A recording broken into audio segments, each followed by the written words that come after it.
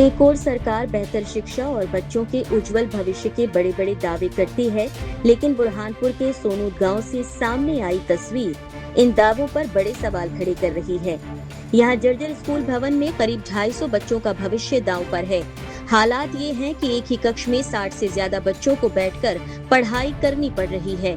वहीं स्कूल परिसर में मक्के की खेती का मामला भी चर्चा में है।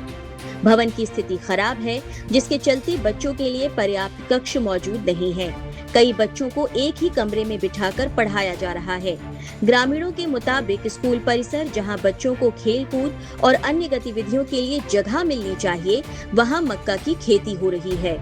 आरोप है कि अब तक कोई कार्रवाई नहीं हुई। सर, जब से ये मेरी ज्वाइनिंग हुई 2023 से है, उस समय से ये जर्जर की स्थिति में दिख रहा है मुझे। अच्छा सर, किसकी शिकायत आपने लिखित में दी गई? सर, इसकी शिकायत मैंने लिखित में दी थी, डीवीसी कार्यालय में भी दी थी, लेकिन अभी तक कुछ हुआ नहीं है इसका सेंक्शन 1 से। सर बताइए कि कितने छात्र यहाँ पर शिक्षा ग्रहण करते हैं?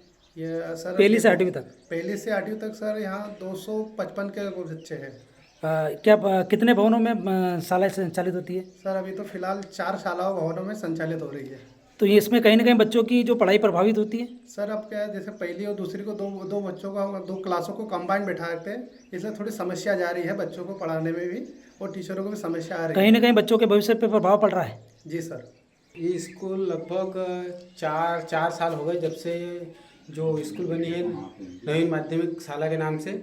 इसको कम से 4 साल हो गए जब से जर्जर है, और इसके कारण बच्चों की पढ़ाई में भी दिक्कत आ रही है, क्योंकि जो प्राथमिक शाला जो भवन अलग से बना है, वहीं पर एक ही क्लास में 2 क्लास के बच्चों को बैठाया जाता है।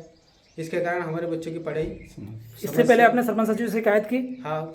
आपने कलेक्टर सर से शिकायत की? नहीं, कलेक्टर के पास अभी गए नहीं हम, पर अभी हम मजबूर है कलेक्टर साहब के जाने के लिए। अगर नया भवन नहीं बनता तो अगला कदम क्या रहेगा? हम सीधे कलेक्टर साहब के पास पहुंचेंगे और भवन की मांग करेंगे या धरना करें, जैसे भी कि हमारे बच्चों का भविष्य में सुधार हो।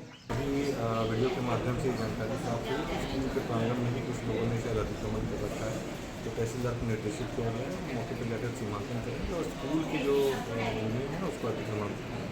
इसके अलावा जो जर्जर भवन की बात है, जर्जर भवन पे हम यहाँ से अपना प्रस्ताव बना करके भेज दें, जिला शिक्षा अधिकारी को निर्देशित करेंगे, जाकर के मौका देख करके उस पर। शिक्षकों का कहना है कि नए भवन के लिए बार बार आवेदन दिए गए, लेकिन समस्या का समाधान नहीं हुआ। अब सवाल यही है कि आखिर 250 मासूम बच्चों का भविष्य कब तक जर्जर व्यवस्था के भरोसे रहेगा। पंजाब केसरी के लिए बुरहानपुर से राजू सिंह राठौर की रिपोर्ट।